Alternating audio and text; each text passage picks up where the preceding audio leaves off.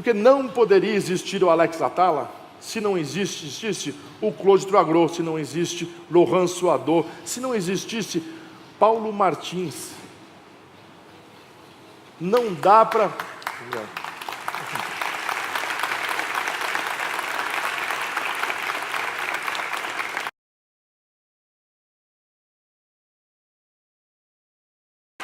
Obrigado a todo mundo. Antes de mais nada, obrigado, prazeres da mesa. É o 13º ano que eu estou aqui. 13 anos dando aula é bastante. Esse ano tem algumas coisas que eu queria começar falando. Primeiro, que é da importância de um evento que nem esse aqui. Muda a história da gastronomia brasileira. Não fui eu que fiz. Nós fizemos. O Brasil, é importante a gente pensar que países referentes da gastronomia mundial, como França, Itália, Japão, Espanha, são referentes porque tem bons ingredientes, porque tem boas histórias, mas antes de mais nada tem bons cozinheiros. O Brasil já tem tudo isso. O Brasil começa a existir a gastronomia brasileira a partir do dia que ela não for minha ou de alguém, o dia que ela for nossa. E nessa hora a revista Prazeres da Mesa tem um papel fundamental, que é de dar acesso a todos nós. A todos nós. E para ninguém ter dúvida, a todos nós. Do jeito que vocês vêm aqui aprender, são 13 anos que eu venho aqui e saio com alguma coisa. Eu nunca deixei, eu sempre levei mais do que eu trouxe. Obrigado, Jorge, obrigado, Mariela, obrigado, Ricardo Castilho, obrigado a toda a equipe Prazeres da Mesa por empreender no Brasil. Quem já montou negócio sabe que não é fácil. Imagina o que é montar um evento que nem esse, num ano de um Brasil sem crise, no Brasil com crise, né? Vamos dizer assim, guerreiros, Danny Bloch, mas também não dá para falar do meu trabalho sem falar de quem nos apoia. Tem duas pessoas, tem uma pessoa que eu sempre falo que 50% do meu nome não fui eu que fiz. Quem fez foi um cara chamado Giovanni Carneiro. Enquanto eu estou pelo mundo falando do Brasil, esse cara está lá na minha cozinha mantendo...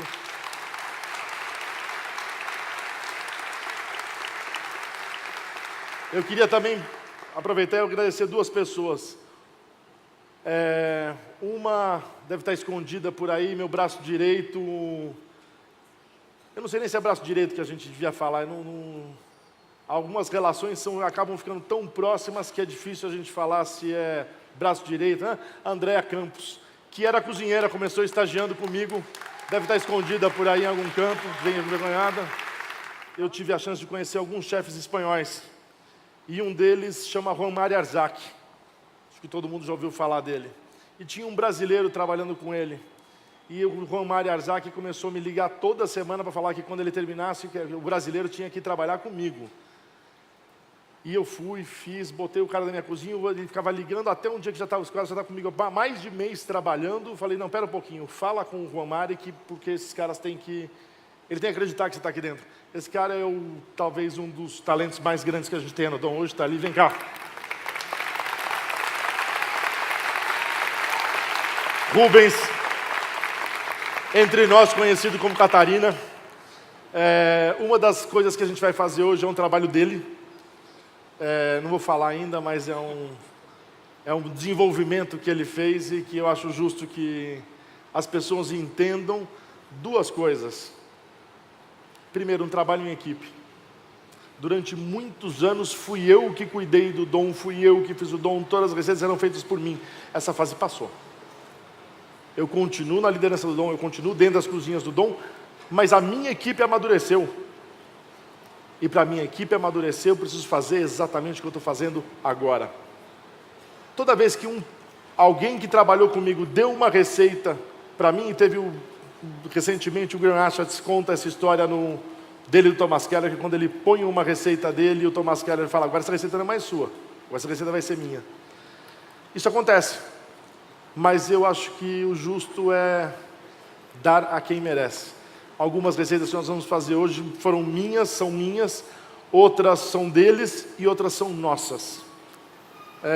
Vamos falar um pouquinho disso. O ano que vem eu completo 30 anos cozinhando.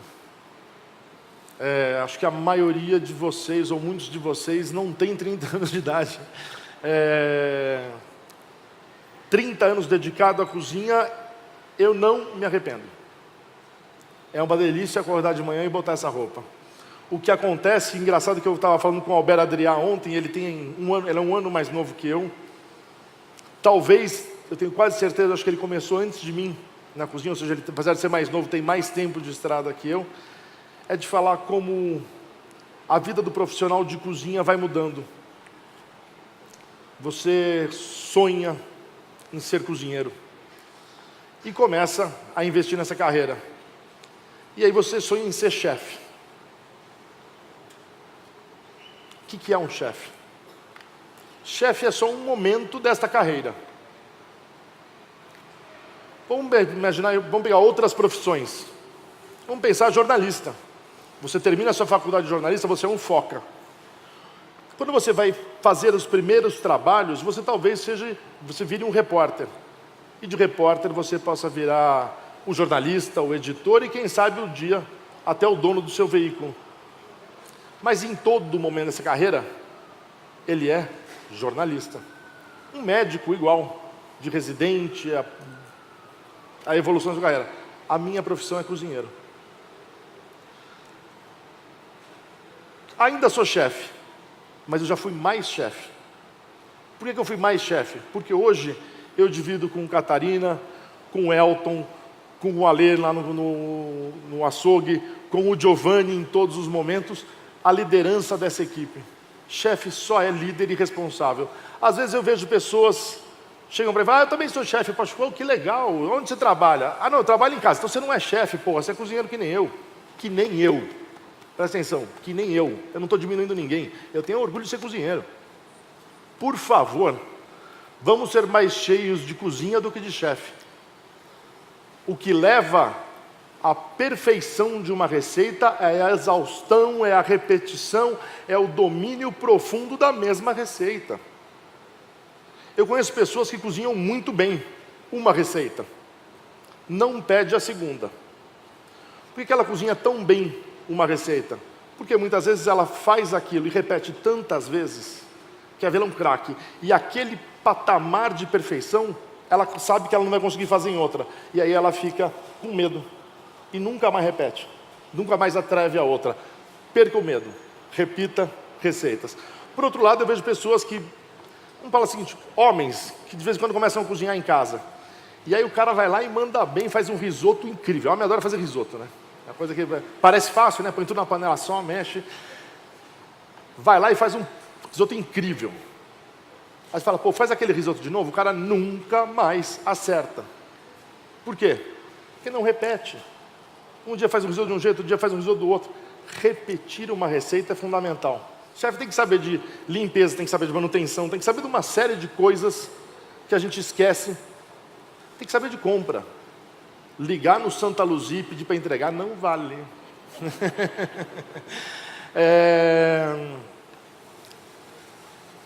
Nesse aprendizado você vai sonhando um dia então a liderar uma equipe e a ser responsável pela equipe de cozinha. E aí você fala, agora eu sou um chefe. Mas aí o sonho, a ambição, a gente tem e tem que existir. Você fala, agora eu quero ser um chefe reconhecido. E você trabalha por isso. E aí você fala, agora que eu já sou um chefe conhecido, eu quero ser mais. Eu quero ser o melhor do Brasil, eu quero ser o melhor, né? E aí você chega no momento que eu quero falar hoje. O sonho de ser um chefe e o pesadelo de se manter. Não é fácil durante 17 anos de Dom Restaurante, mais de 10 anos entre os 10 melhores do mundo, entre os 50 melhores do mundo, 5 anos entre os 5 melhores do mundo, manter. Eu estava aqui agora com o Juarez Campos, para quem não conhece, chefe incrível, capixaba, história da...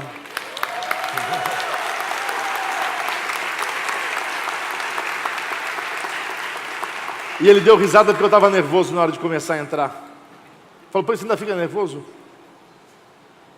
Fico. É difícil, não é fácil chegar aqui. Não é fácil manter a expectativa do que é cozinhar e do que daqui tem que sair alguma coisa que te surpreenda. Tem que olhar e falar assim, eu vim na aula desse cara aqui, valeu a pena. A primeira coisa que nós vamos falar de cozinha clássica e cozinha moderna ou contemporânea. Clássico todo mundo sabe o que é, não é? Todo mundo sabe a diferença de contemporâneo e moderno? Eu vou usar a referência das artes para explicar para vocês o que é moderno e contemporâneo. Nas artes, a arte moderna aconteceu nos últimos 50 anos. Tarsila do Amaral, grandes pintores brasileiros são modernos. A gente, quando vez fala de moderno, fala dos últimos 50 anos. Quando a gente fala de contemporâneo, a gente fala de hoje aos próximos 50 anos. Aí eu vejo as pessoas falarem de cozinha clássica, de cozinha clássica, de cozinha clássica, de cozinha clássica. Adoro. Aliás, a cozinha clássica é o fundamento, é o salvo-conduto do cozinheiro criativo.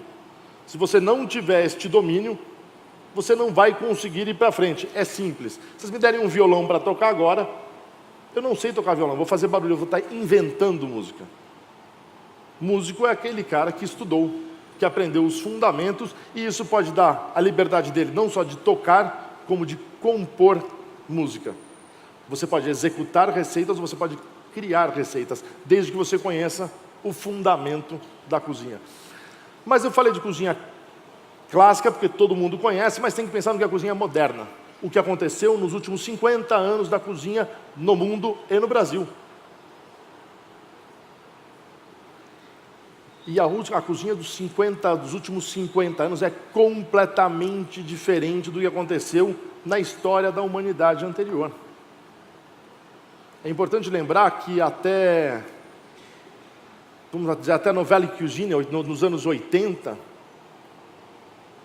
são 40 anos atrás, a cozinha era igual até o século XVI. A revolução que acontece nos últimos 50 anos da cozinha é maior do que aconteceu posterior. Um não existe sem o outro, é um elemento de evolução, de crescimento, mas não dá para falar de cozinha clássica sem entender a moderna. Por que a moderna é tão importante hoje? Porque é dela que nós vamos projetar os próximos 50 anos. Por que isso é tão importante no Brasil? Porque não poderia existir o Alex Atala se não existisse o Claude Troisgros, se não existe Laurent Suadot, se não existisse Paulo Martins. Não dá para...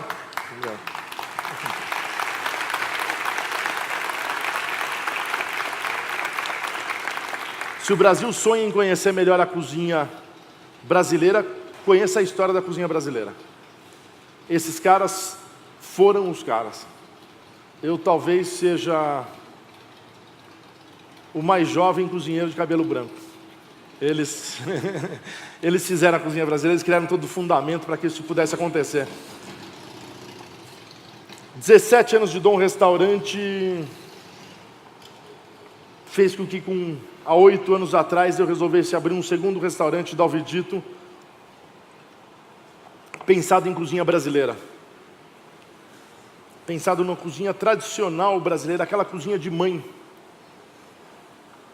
Por quê? Porque na Itália você vai às vezes num restaurante, o que você come é a mesma coisa que a sua mãe, que a sua avó fazia. O Brasil eu ainda não via isso, eu via as cozinhas regionais, vejo as cozinhas regionais muito bem representadas, mas aquela coisinha do dia a dia às vezes faz falta. Aliás, quem teve a chance de comer ontem lá no Dalvidito, o prato do Rodrigo do Mocotó, ele serviu um prato naquele pirex de vó, fez um prato maravilhoso, que tocou o coração de todo mundo. Um prato que ele comprou numa loja de R$1, o custo da receita, ele mesmo falou que dava R$3,50, o caro não é o que pagou. O cara é ter aquela ideia e conseguir fazer isso com propriedade e deixar todos nós de queixo caído. Voltando para o Dalvidito, qual é a maior diferença entre Dom e Dalvidito? A maneira de cozinhar. E eu vou contar isso dando um exemplo. Acho que todo mundo já pegou um prato na vida, começou a comer e estava delicioso. E do meio para o final, ele começa a ficar quase enjoativo, pesado. E às vezes você come um prato que você começa a comer, ele nem está tão gostoso, e do meio para o final você quer pedir mais um. O que é isso? Potência de sabor. O que quer dizer isso? Que você tem que, um prato que fica enjoativo do meio para o final, deve ser servido numa porção menor. Um prato que vai crescendo, porção maior. Essa começam as diferenças. A segunda coisa, as pessoas falam, o dom é caro e vem com pouquinha comida. É verdade. Não é mentira não. O problema é que vem várias pequenas comidinhas. Eu vou dar isso um outro exemplo. Se eu fosse num restaurante italiano e pedisse um espaguete, me servisse um espaguete desse tamanho, eu ia ficar puto. Eu só ficaria mais puto se eu fosse num sushi bar e me servisse um sushi desse tamanho. Vamos começar a entender essas diferenças. Na hora que a gente for cozinhar, o cozinheiro tem que usar a primeira ferramenta de precisão que ele tem: a boca. Experimentar, entender essa proporção. Quanto de molho vai num prato, quanto de legumes ou de acompanhamentos que vai no prato, quanto de carne que vai no prato. Realmente a carne é a parte principal da receita, ou foi uma coisa que só nos ensinaram de que a mistura é mais importante que o arroz e feijão? Vamos pensar numa coisa. É melhor comer um arroz e feijão ruim e um bife delicioso, ou comer só um bifinho com arroz e feijão de gemer? Quando nós formos pensar e criar uma receita, algumas coisas que nos ensinaram e que a gente pensa como verdade, não são. A gente só aceitou aquilo como verdade. É muito melhor um arroz e feijão de gemer. Você foi comer arroz e feijão, você não foi comer carne. Agora, se eu for a uma churrascaria, eu quero uma carne de gemer. Vamos entender essas pequenas coisas. O Dom é esse restaurante que faz receitas pequenas, muitas receitas. Para um único cliente, a gente faz em média 12 pratos. Isso quer dizer que, vamos pegar um exemplo, num dia no Dalvidito que eu atendo 300 pessoas. 300 pessoas durante um dia, um almoço e um jantar. É bastante. Cada pessoa dessa come uma entrada e um prato. São 600 pratos que nós executamos em um dia no Dom Restaurante, no Dalvidito. Vamos pensar no Dom Restaurante. O Dom Restaurante é muito menor, cabem 40 pessoas. Só que eu faço 12 pratos. Eu atendo 40 pessoas num almoço e quase 40 num jantar. Mas vamos pensar só no jantar. 40 vezes 12 dá? Isso dá 600. O que eu faço num dia inteiro do Dalvidito, eu tenho que servir em 4 horas e meia de serviço no Dom Restaurante. Essas lógicas de trocar talher, dos pratos saírem em tempo, de sair, os pratos saírem perfeitos, é muito mais complexa do que a gente imagina. Só ganha isso quem pratica. É muito difícil para quem cozinhar em casa é uma delícia. Eu falo que eu adoro cozinhar, eu amo cozinhar. Eu às vezes não gosto muito de trabalhar. E não é feio. Manter uma cozinha alinhada, produzindo, assertiva, é um grau de tensão que as pessoas não fazem ideia do que está acontecendo ali dentro. Mas a gente consegue manter isso com 3 regrinhas básicas: não corre, não para e não fala. Outro dia eu postei isso e alguém falou: nossa, como você é chato. Só ele descobriu que eu sou chato, nem eu sabia que eu era chato. Não corre, porque o compasso é melhor. Não para, porque você pode ajudar alguém. Não fala, porque a sua concentração está na entrega do que você vai fazer. O que você põe a mão, as pessoas colocam na boca. O silêncio serve para isso. Não é para oprimir pessoas. É para que a maior concentração e maior entrega, maior resultado para aquela receita. Um dos fundamentos da cozinha do Dom hoje é aproveitar ao máximo tudo. Por que é tão importante? Tem gente que fala custo. Lógico que o custo é importante. Mas respeito ao alimento. Não jogar fora nada não é uma ação de muquiranice. É uma ação de respeito a uma entrega que a natureza nos faz. É importante. 30% da comida produzida no mundo é jogada no lixo. Pré-consumo, isto é, antes do mercado. Quando chega nas nossas mãos, nas nossas casas, nos nossos restaurantes, mais 20%. Porque a gente cozinha demais e joga fora, porque a gente põe demais no prato, porque a gente enfia na geladeira e esquece de comer, e assim o mundo sofre. A relação do homem com o ambiente, com o alimento, precisa de uma revisão. E essa revisão não começa dos outros, começa dentro da gente. Essa receita nasceu do seguinte: nós usávamos os agriões e sobravam os talos do agrião. E a gente pensou em fazer uma salada de mel, mostarda e agrião. Clássica. Clássico. Criativo não é fazer o que ninguém fez. Criativo é fazer o que todo mundo faz de um jeito surpreendente. E era essa a missão dessa salada. A primeira coisa, fiz uma salada de talo de agrião e vai tentar comer inteira. Não dá. Não dá, é muito forte. Talo de agrião, como é que dá? Pouquinho. Uma brincadeira. Ela não tem uma função de alimentar, ela tem a função de fazer sorrir, de surpreender, de uma coisa chegar flutuando, que é pegar bolinha por bolinha da mostarda e colocar. Vamos dar uma olhada agora na receita. Eu vou falando agrião. Nós vamos tirar as folhas que nós vamos usar para outras preparações. Os talos a gente vai cortar elegantemente. Vou fazer uma mistura de mel de abelha brasileiro com um pouco de vinagre. Nós vamos misturar 2 tipos de mostarda, banhar, e agora sim, de pinça, uma a uma. Depois flor de mel, uma a uma, colocada. E eu não gosto que coloque fileirinha. Eu quero que seja que nem pezinho de jabuticaba, elegantemente desorganizado. Só pode fazer essa receita chefe. Só pode fazer essa receita chefe que tem um equipamento de precisão e muito especial, que não aparece aqui nessa receita. Esse equipamento chama estagiário. Você fala sério, você acha que eu ia ficar fazendo isso aqui, negão? Esquece! Eu não vou fazer isso. Alguém tem que fazer por mim. Então eu quero aproveitar esse momento e dizer para vocês, muito obrigado para todo mundo que estagiou comigo. Ou estagia.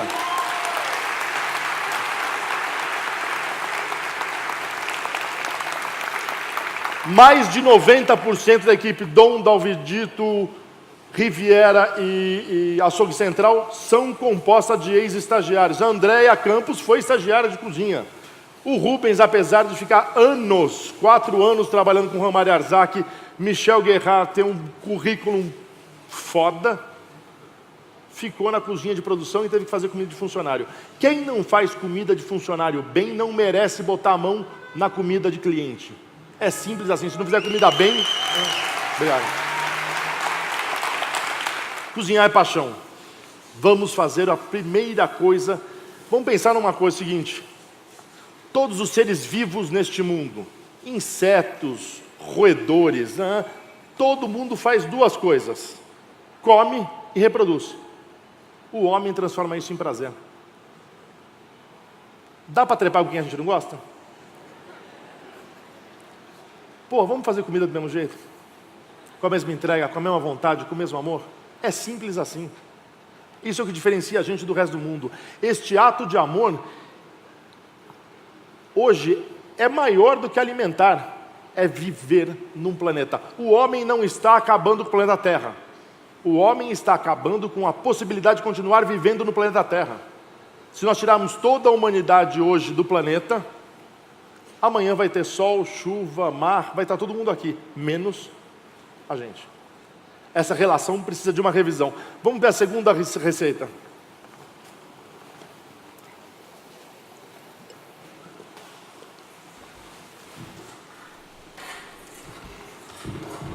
Eu vou passar a receita, depois eu falo dela, a gente vai fazendo devagarzinho.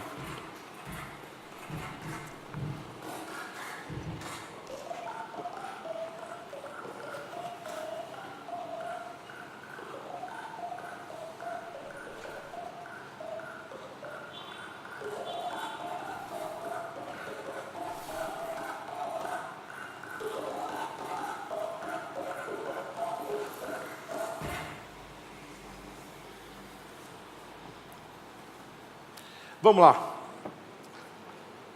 A primeira coisa, já há alguns anos no Dom nós decidimos por usar peixes pequenos e peixes azuis. Cavalinha, carapau, anchova, peixes pequenos. Por quê?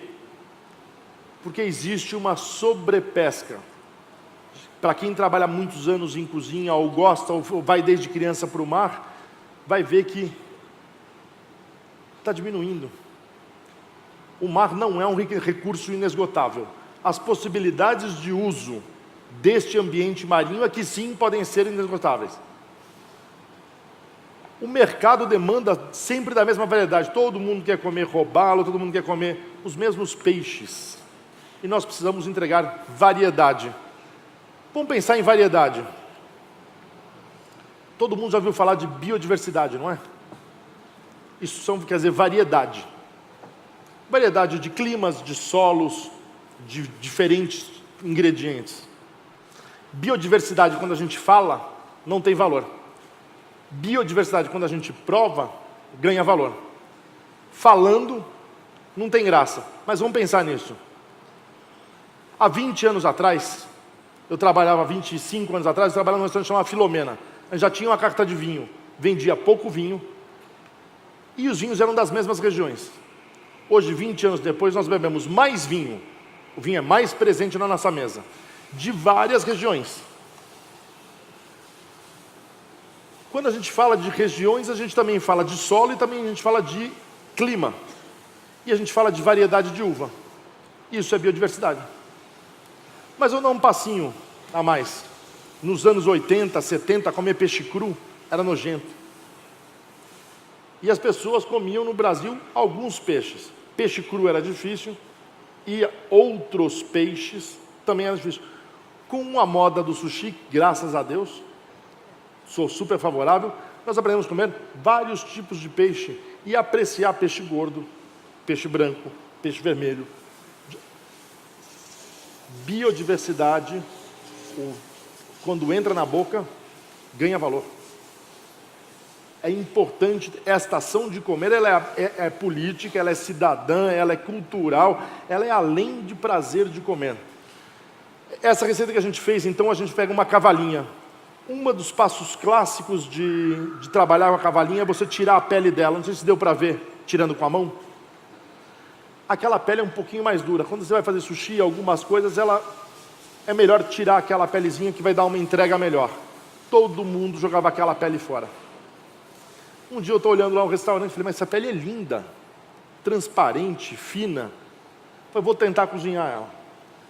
E acabamos fazendo essa receita, muito simples. Um aspargo com uma pele que ia para o lixo, salsinha, limão e sal.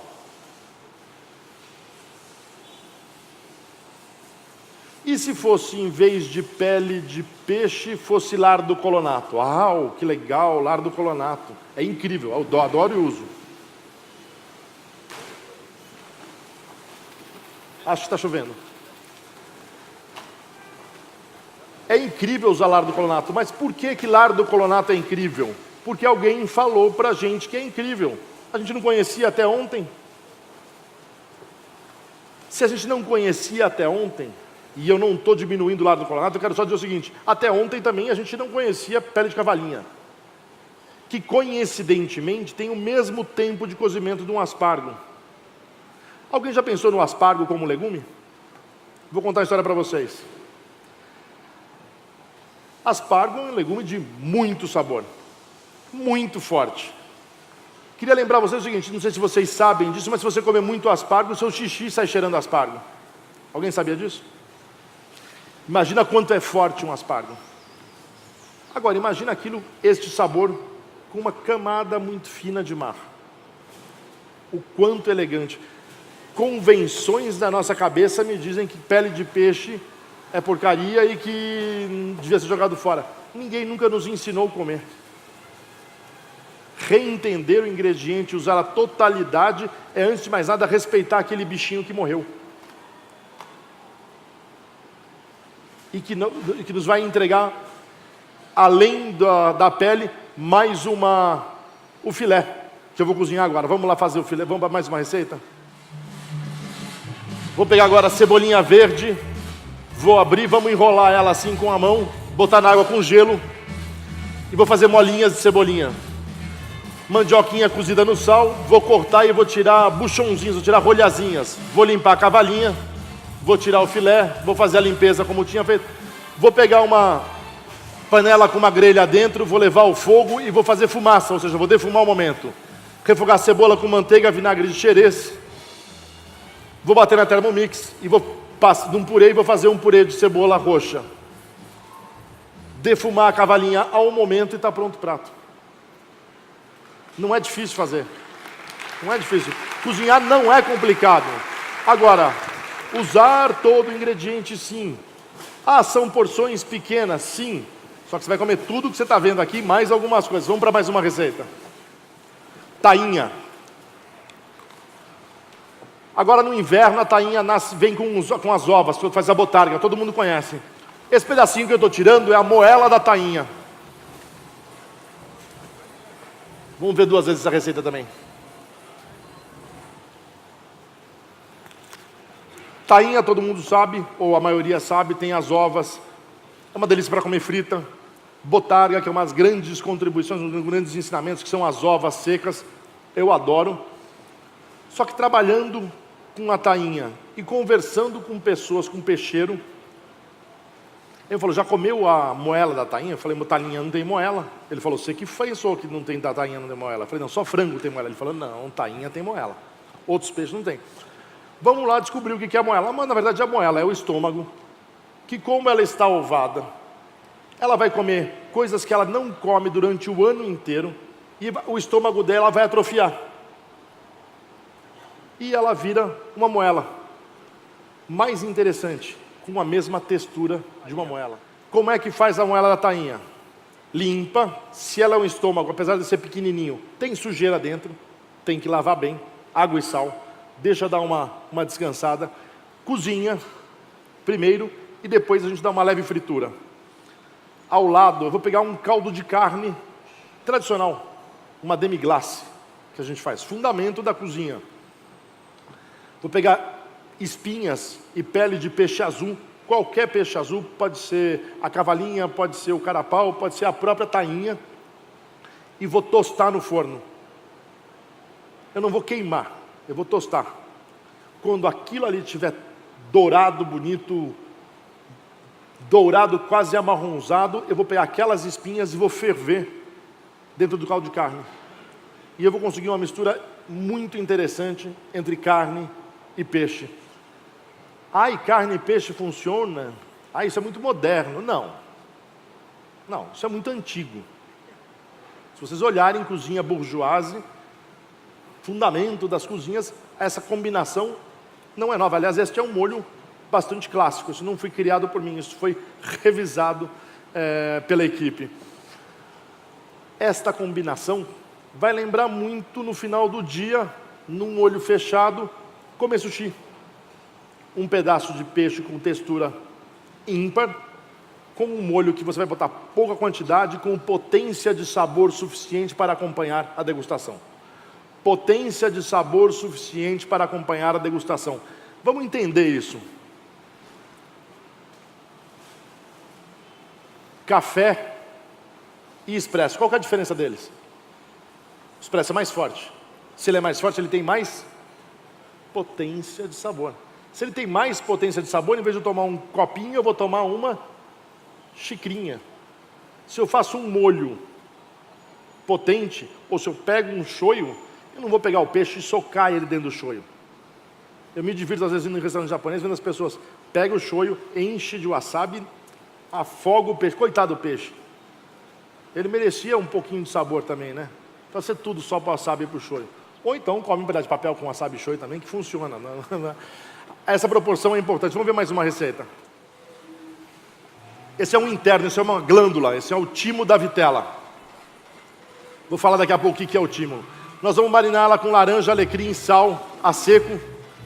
Vou fazer um chá mate. Vou pegar vou fazer uma manteiga de chimarrão e vou montar uma béarnaise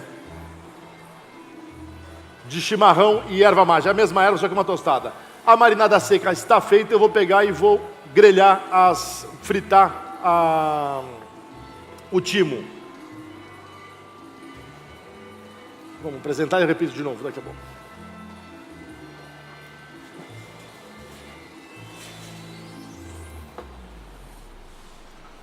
Vamos lá, fritei o timo. Todo mundo sabe o que é o timo? O boi tem, até uma certa idade, 2 diferentes timos. Amígdalas e um que vem antes do coração.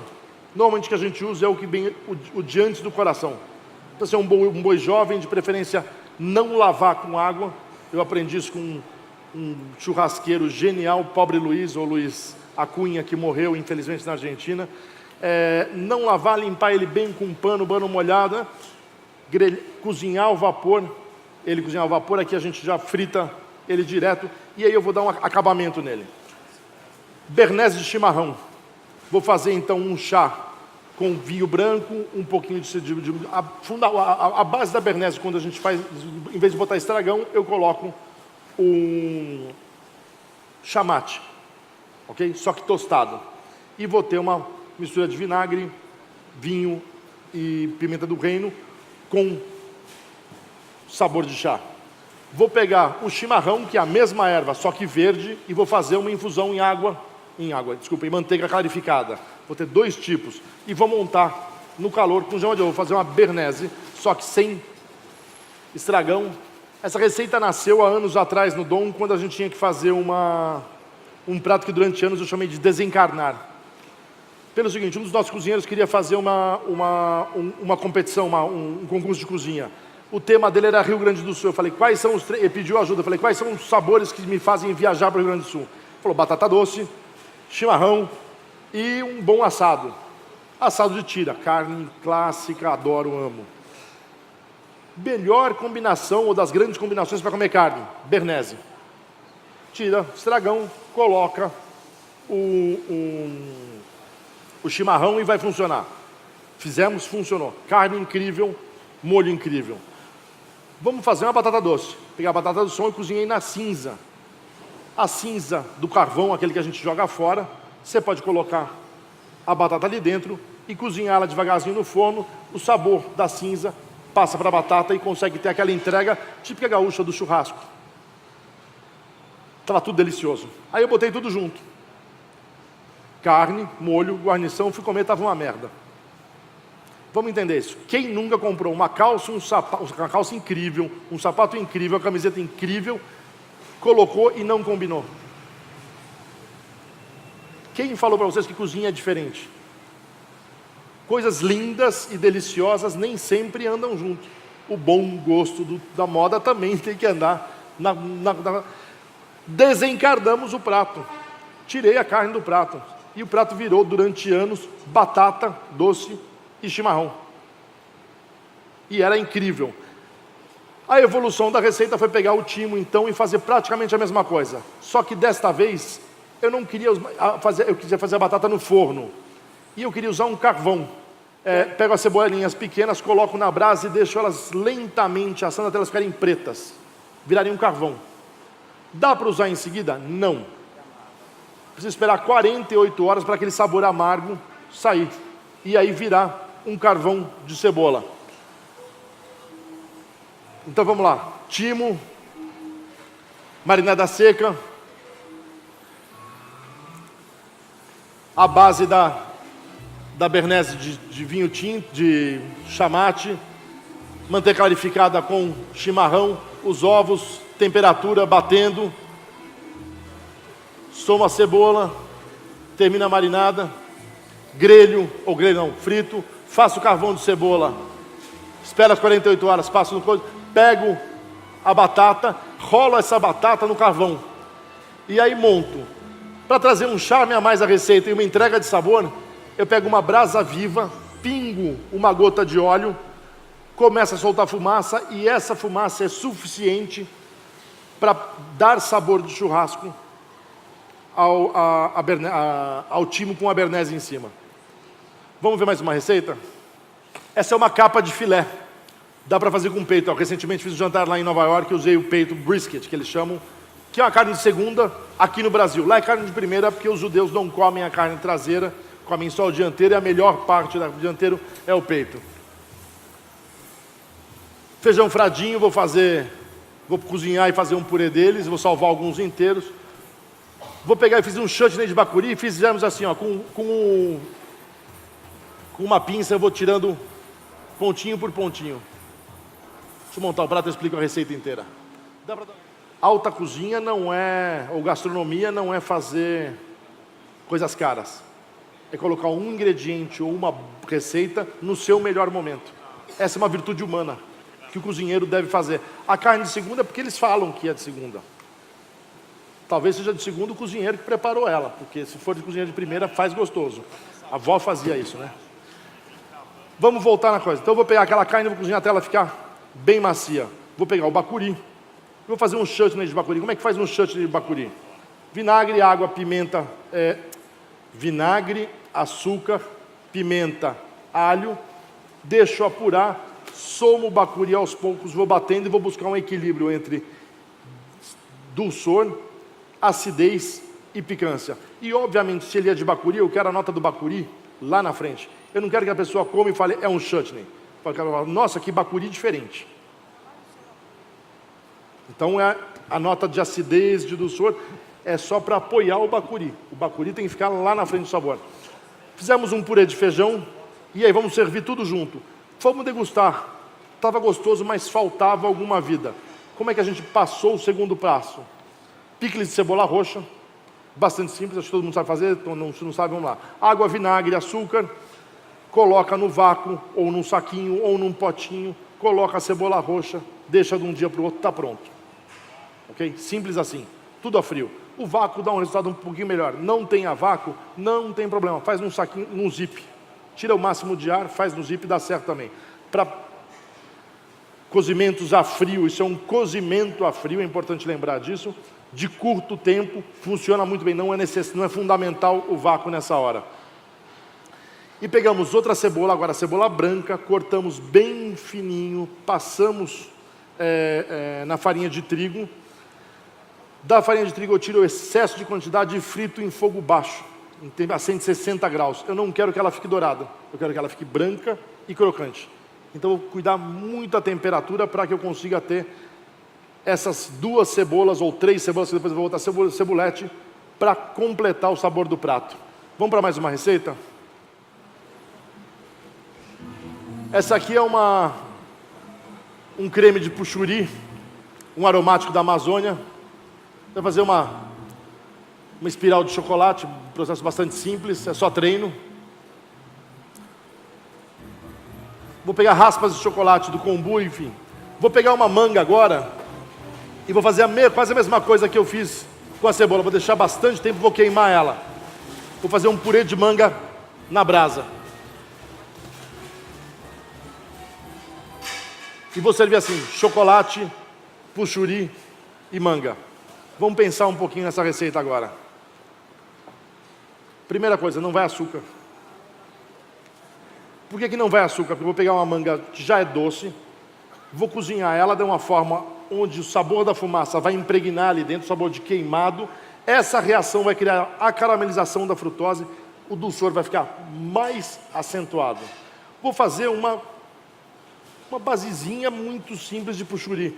Puxuri, para quem não conhece, é um aromático muito... Vou falar que a primeira nota de sabor vai lembrar um pouquinho noz moscada e anis, um pouquinho de canela, a mistura, e vou acompanhar. Ainda não é uma sobremesa não é um chocolate, eu não quero uma torta, eu quero uma elegância, eu quero que a pessoa surpreenda com o sabor de uma manga que normalmente não conhecia ou não tinha visto. Eu vou fazer a receita que nós servimos pela primeira vez ontem à noite para o jantar Magno da Prazeres da Mesa, junto com Albert Adrià, junto com Felipe Bronze, junto com Rodrigo do Mocotó e com Juan Manuel. Essa receita nasce da cozinha japonesa.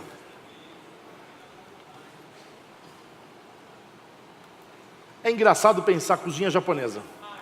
Porque às vezes você pega algumas coisas brasileiras ou do mundo e coloca um pouquinho de shoyu, gengibre e alga, fica com cara japonês. Não é cozinha japonesa, é tipo japonesa, não é isso? Mas a cozinha japonesa em si tem uma construção, é uma cozinha absurdamente simples, com uma construção de sabor muito sutil.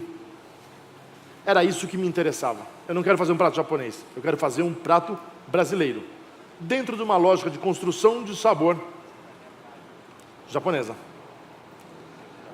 Eu peguei uma receita clássica japonesa que chama chawamushi. Todo mundo já ouviu falar disso? Chawamushi nada mais é que um dashi. O dashi é um caldo, fundamento da cozinha japonesa. A japonesa tem praticamente só um caldo, normalmente feito de alga, kombu e atum ralado, ou katsuobushi. Faz esse caldo, soma ovo, bate direitinho, você pode botar algum ingrediente dentro, coloca numa panelinha, num ramecan, numa tigelinha, e assa como se assa pudim. E aí vira um pudinzinho. Essa é uma receita de pobre no Japão, porque era a maneira com que eles tinham de fazer um ovo, dá para comer mais gente, menos ingredientes para alimentar. Fiquei pensando naquilo aí, falei, pô, um caldinho, um ovinho, um caldinho. Cheguei, a gente começou a trabalhar com os cogumelos através do ATA, a gente começou, e o ISA, Instituto Socioambiental. Eu comecei a trabalhar com os cogumelos produzidos pelos Yanomamis. Vamos contar essa história aqui rapidinho. Eles não são produzidos, eles são colhidos. Dentro do sistema agrícola vigente, nas culturas Yanomamis, eles fazem mais ou menos o seguinte: eles não têm trator, tudo é no braço, então os caras não têm roça grande. Não dá para plantar uma roça de arroz, uma de feijão, uma de tomate, tem que fazer tudo no mesmo lugar. Então, dentro da lógica deles, eles plantam pimenta no mesmo lugar, legumes e verduras, e depois a mandioca.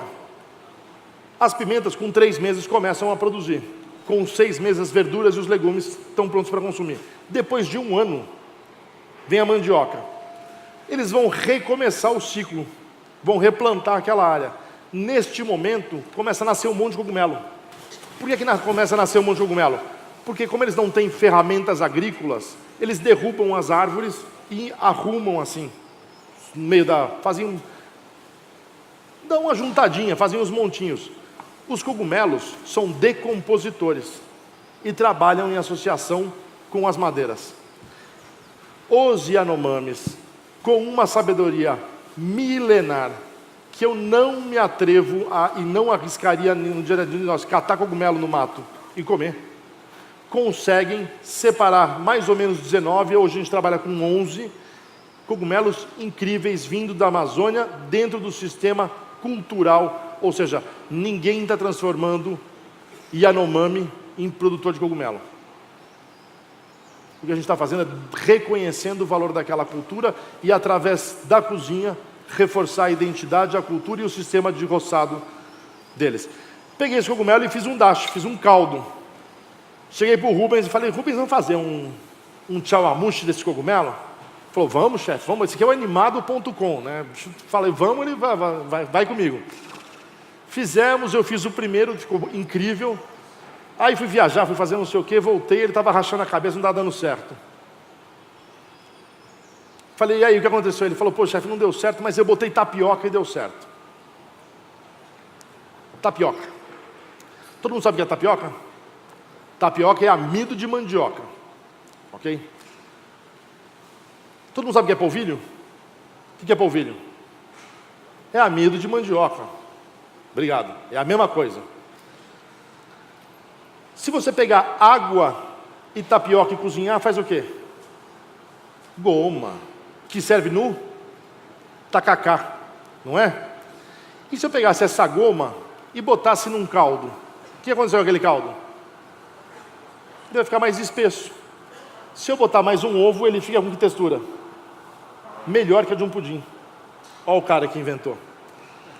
A ideia foi minha, mas ele foi levando. Fomos experimentando e estava incrível. Aí eu falei, pô, agora eu quero fazer uma sobremesa. Eu quero fazer um prato que tenha a cara de sobremesa. Se ele é um pudim,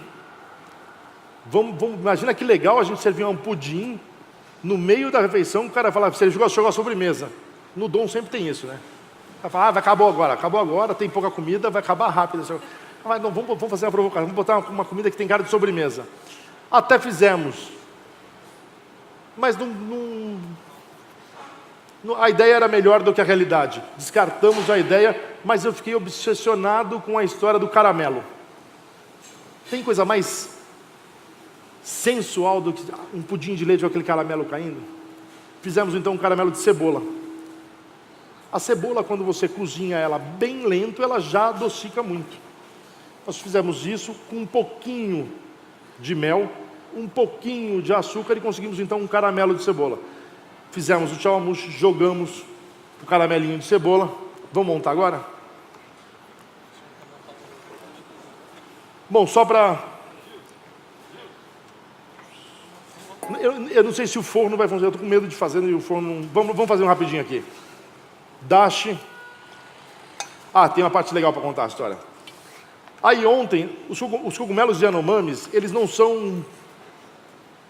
Por serem colhidos, por serem naturais, a gente nunca sabe exatamente que cogumelo que vem. Então a gente mistura vários cogumelos, faz em pó, às vezes não, mas na maioria das vezes a gente está usando assim porque rende mais. E fizemos e deu certo. Aí ontem à tarde eu tinha um compromisso, tive que sair da cozinha.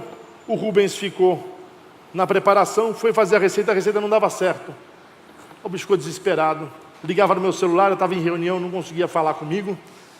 Jantar pronto, Albert Adriá, todo mundo lá, eu para dando errado.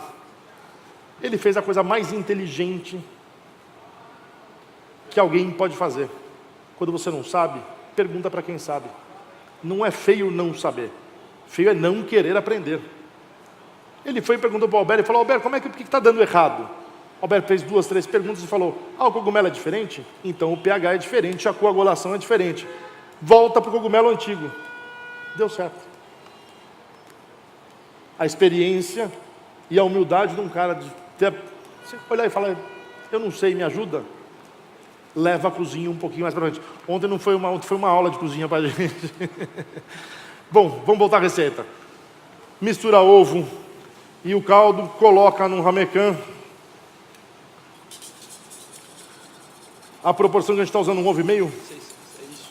Um ovo e meio, ou seja... 1,5 por 105. Obrigado, então vamos lá.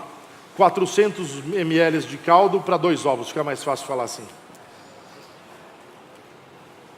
Um pouquinho de tapioca para ajudar a engrossar. Caramelo de cebola. Mostra o caramelo, levanta o caramelo aí para todo mundo ver o caramelo. Só trabalhar devagarzinho. Fogo é amigo, fogo não é inimigo. Vai colocar um pouquinho no fundo de cada ramecan. A gente vai estar usando forma de empadinha em ramecan. Vou fazer 2 só para mostrar. Coloca o que a gente em francês chama de aparelho, appareil, é a base.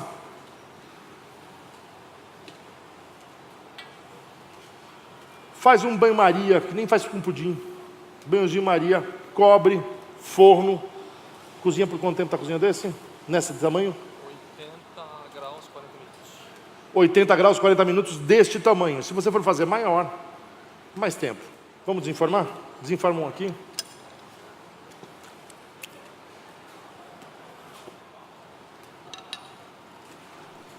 Foi, está.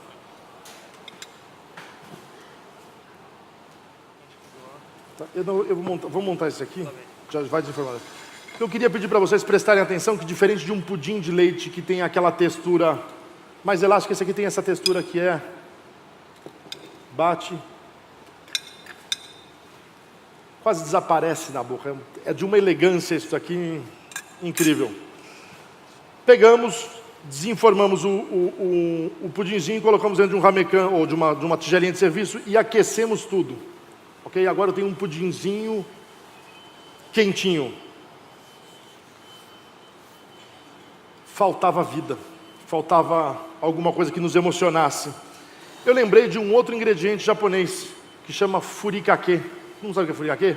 Aquele envelopinho que você joga em cima do arroz. Tem vários tipos de furikake. Eu resolvi fazer um furikake só de coisas brasileiras. Então a gente pegou mandioca soufflé, que é a última coisa que nós vamos fazer. Fizemos uma mandioca frita que eu vou mostrar para vocês. Cebola frita. Arroz, o mini arroz que a gente trabalha também no Atá, na Retratos do Gosto. E fritamos. E faz uma pipoquinha de arroz, dá uma textura incrível. e traz aquela nota de arroz tostado japonês, muito presente no chás, por exemplo. Aí nós vamos misturar tudo, um pouquinho de alga, um pouquinho de arroz. Eu não trouxe mais um pouquinho de aroeira, ou aquela pimenta rosa. Vou misturar tudo. Nenhuma proteína, usou ovo, mas não, enfim, ovo lactoproteico, digamos assim. Vamos fazer a mandioca soufflé? Todo mundo sabe de batata soufflé? Aquela batatinha que fica inchadinha igual um travesseiro? Dá para fazer com mandioca. Vamos pensar primeiro, tecnicamente, o que a gente... Está quente o óleo? Vamos pensar tecnicamente. Você pega a batata frita, a batata crua, corta na água, coloca sal, deixa ela secar um pouquinho e você faz 2 frituras. O que aconteceu nessas 2 frituras? Uma sela, a outra cozinha. Se uma sela e a outra cozinha, o ar não sai de dentro. Se o ar sai de dentro, ele faz o quê? Incha, sufla. O Rubens, que foi o autor desta receita ou desta pré-receita, a gente vem está usando de várias maneiras. Que na verdade, deixa eu pensar uma coisa, deixa eu falar uma outra coisa. Todo mundo sabe o que é polvilho doce e o polvilho azedo? Qual que é a diferença na hora de usar? Se eu fizer qual a diferença se eu fizer um pão de queijo 100% polvilho azedo ou 100% polvilho doce? Alguém sabe? Não. Muda o sabor? Muito pouco. A principal diferença é que o polvilho azedo fermentado gera mais gás. Isso sufla. Ok? Incha. Então aqueles pães de queijo enorme que às vezes parecem cheio de ar, na verdade eles foram feitos de polvilho azedo. Às vezes você pega uns pães de queijo, e eu gosto deles, que é feito com polvilho doce, e eles são mais maçudinhos, um pouquinho mais duros. E tem uns que são ao meio. Eu não preciso nem falar qual que é um, qual que é outro e qual é o misturadinho. Polvilho azedo. Partindo do mesmo princípio, nós começamos a pegar a farinha azeda. A farinha d'água ou a farinha de puba, conforme o lugar do Brasil. Água, é difícil fazer isso aqui, ó. Água e farinha. Dá para fazer com outras coisas ou somar outros temperos aqui. Nós estamos fazendo só com água e farinha e nós queremos continuar fazendo só com água e farinha. Dá para usar com caldo de frango? Sim. Dá para usar com... Dá para botar o tempo? Dá. Não tem medo, tenta. Uma vez que eu... Pode deixar já. Uma vez que a gente já tem uma textura de massa desse jeito, eu vou deixar ela descansar um pouquinho. Dá para usar já? Não. Não dá. Eu vou precisar hidratar bem isso daqui. Vamos trabalhar bem isso aqui. Pode trabalhar na mão? Pode, mas é muito mais fácil trabalhar num cilindro de macarrão. Eu vou trabalhar. O que acontece num cilindro de macarrão, alguém sabe? Quanto mais você trabalha, mais forte fica a rede de glúten, menos elástico fica a sua farinha.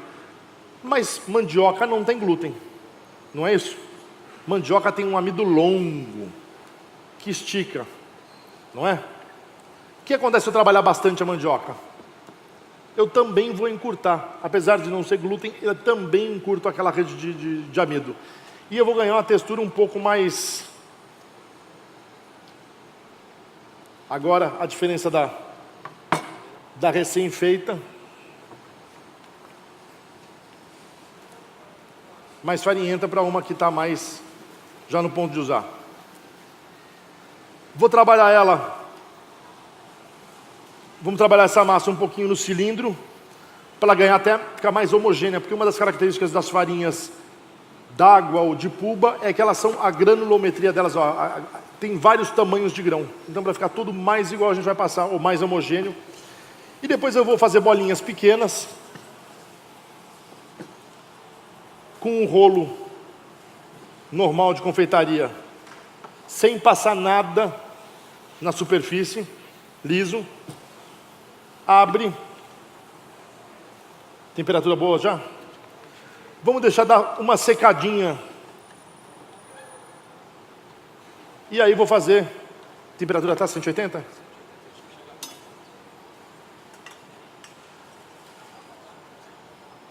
Quiser fazer? Joga por cima só para ela ir suflando. Olha o que vira. Um travesseirinho. Mais legal que isso aqui, eu posso fazer um buraquinho, posso rechear dentro, servir um travesseirinho de mandioca, enfim. Aí a criatividade é o limite. Ou simplesmente estragar e fazer o que eu fiz ali, que a gente pega, deixa eu botar uma aqui, e mistura com a cebola frita para ganhar crocância. Vou deixar uma aqui. Vamos lá? Rubens.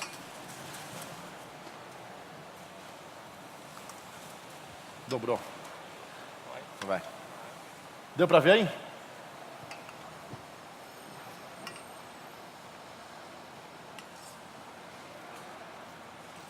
Mandioca talvez seja um dos ingredientes mais fascinantes e menos conhecidos dos brasileiros.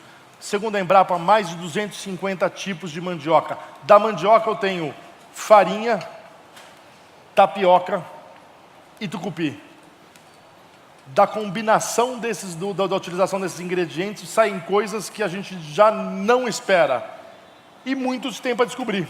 Nós não sabíamos que farinha com água frita virava no meu ponto de vista, muito mais chique que uma batata soufflé. Eu às vezes vou comer em outros restaurantes, de outros chefes. Muitas vezes o chefe não está. E eu como tão bem quanto o chefe está. Mas se o chefe está na casa, a experiência é melhor. Se eu espero isso de outros restaurantes, se eu sonho em ir a grandes restaurantes e ver um grande chefe, é natural que eu tenha que aceitar que as pessoas que venham, pelo menos ao Dom Restaurante, queiram a mesma coisa.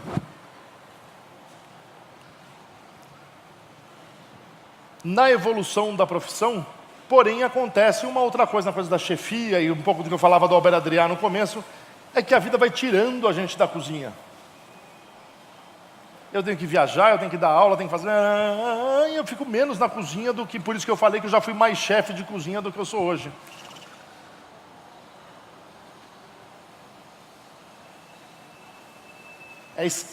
É duro para você ter que largar seu filho. Dom Restaurante é uma criatura que eu criei. E que em algum momento eu tenho que deixar de ser pai dela e dividir ela com o mundo. E de repente... publicamente olhar e falar, o Rubens, o Giovanni são mais chefes do Dom hoje do que eu. Eu ainda sou cozinheiro do Dom. Mas eles são os chefes. Eles que estão na frente. Sabem daquela cozinha hoje melhor do que eu. Não é um processo simples assim. Engraçado é que as pessoas às vezes acham que a gente vai chegando nessa parte e não trabalha. Eu não vou falar o quanto eu trabalho, mas eu tenho certeza que vocês serão chefes. E vão lembrar do que eu falei agora. Quando as pessoas olharem e falarem, mas vocês não trabalham muito.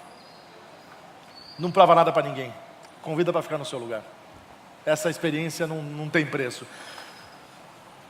Nesses anos,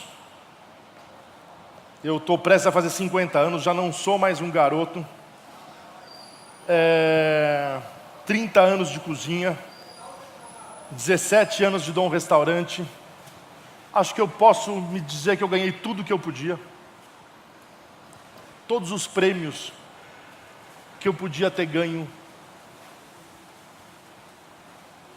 Se eu não ganhei, eu botei a mão lá pertinho dele. E você olha para trás e fala, vale a pena? É isso que você quer? Tem que abrir mão da sua vida. A cozinha brasileira passa por um momento sensacional. O Brasil é o maior celeiro de grandes chefes do mundo. Eu não vou falar nomes hoje, para não cometer a indelicadeza de esquecer alguns bons cozinheiros que eu já admiro. Mas eu vejo as pessoas falando de jovens chefes de outros lugares da América Latina e falando que, uau! Olha para dentro da gente. Vamos ter orgulho do Brasil. Nós temos os ingredientes mais incríveis da América Latina. Nós temos a maior parte da Amazônia. Nós temos um dos biomas mais ricos do mundo. E temos uma qualidade humana insuperável. Se fosse fácil, já estava feito.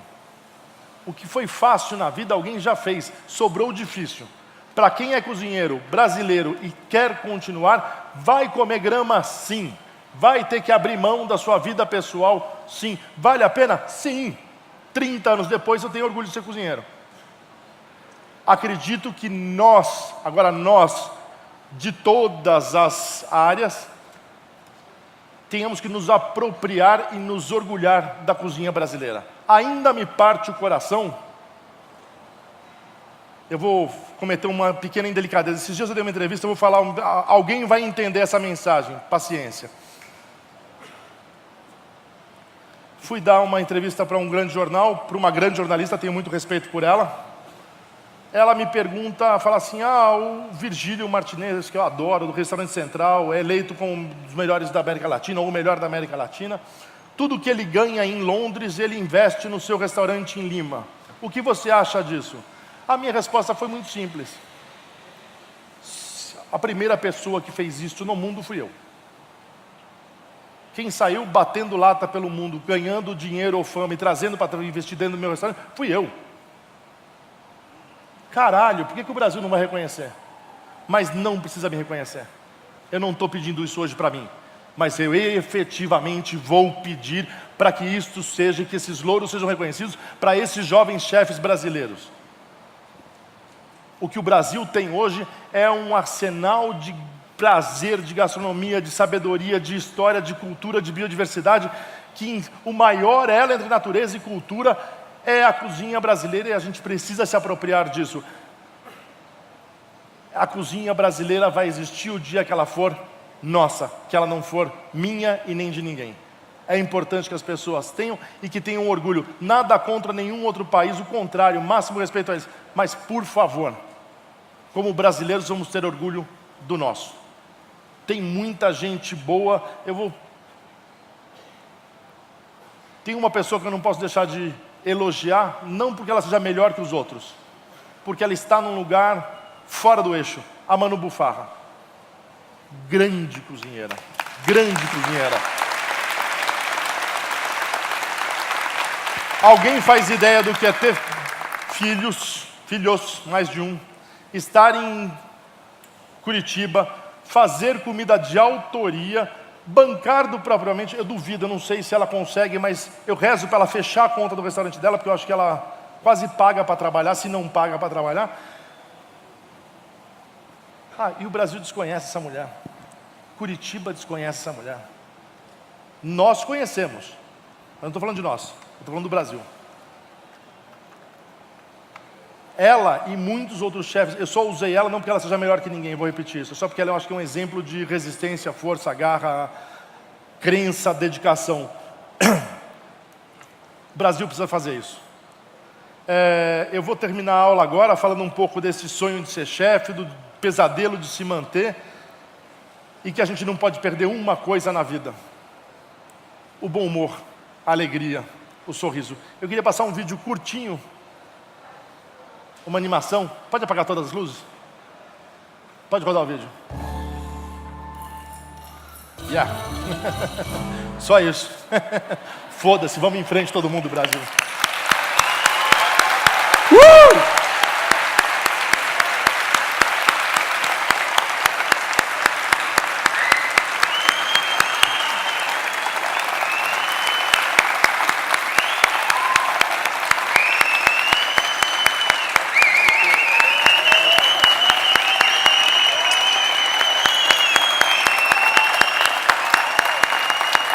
Obrigado vocês. Obrigado.